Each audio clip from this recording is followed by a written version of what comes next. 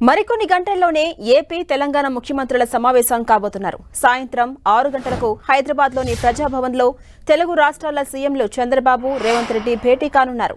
AP CM చంద్రబాబుతో పాటు మంత్రులు అనగాని సత్యప్రసాద్, బీసీ జనార్దన్ రెడ్డి, కందుల దుర్గేష్ ఈ సమావేశంలో పాల్గొనబోతున్నారు.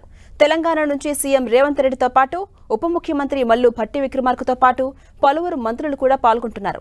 ఇరు రాష్ట్రాల సీఎస్లు, ఆర్థిక శాఖతో పాటు ఆయా శాఖల ఉన్నతాధికారులు కూడా ఈ సమావేశానికి హాజరు కాబోతున్నారు.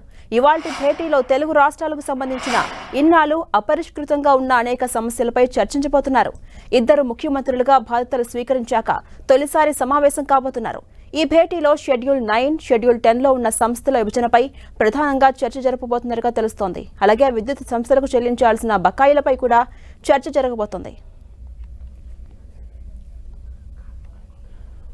ఏపీ పునర్విభజన చట్టంలోని షెడ్యూల్ 9, 10లో పేర్కొన్న కార్పొరేషన్లు, సంస్థలు, ఆస్తులు, అప్పులపై భిన్న వాదనలున్నాయి. వీటన్నింటిలో వాటాలు కావాల్సిందే అని ఏపీ సర్కార్ అంటుంటే అందుకు తెలంగాణ సర్కార్ ససేమిరా అంటోంది.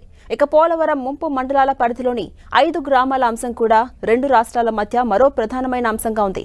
అటు విద్యుత్ బకాయిల్లో తెలంగాణకు ఏపీ 12,000 కోట్ల రూపాయలను చెల్లించాల్సి ఉంది. దీంతో ఈ జటిలమైన సమస్యలపై చంద్రబాబు, రేవంత్ రెడ్డిలు కలిసి చర్చించబోతున్నారు.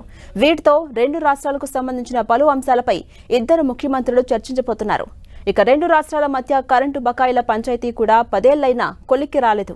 2014 జూన్ 2 నుంచి 2017 జూన్ 10వ తేదీ వరకు ఏపీ జెన్కో నుంచి తెలంగాణ 3,441 కోట్ల విద్యుత్తును వాడుకోగా వీటికి లేట్ పేమెంట్ సర్ఛార్జీలు కలుపుకొని 6,756 కోట్లు కట్టాలని ఏపీ అడుగుతోంది. అయితే ఏపీ నుంచి తెలంగాణ డిస్కంలకు 17,828 కోట్లు తమకు రావాల్సి ఉంది. దీంతో ఈ బకాయిలు పోను మిగతా 12,940 కోట్లు ఇవ్వాలని తెలంగాణ సర్కార్ చెబుతోంది. దీంతో ఈ సమస్య పరిష్కారం నోచుకోలేదు.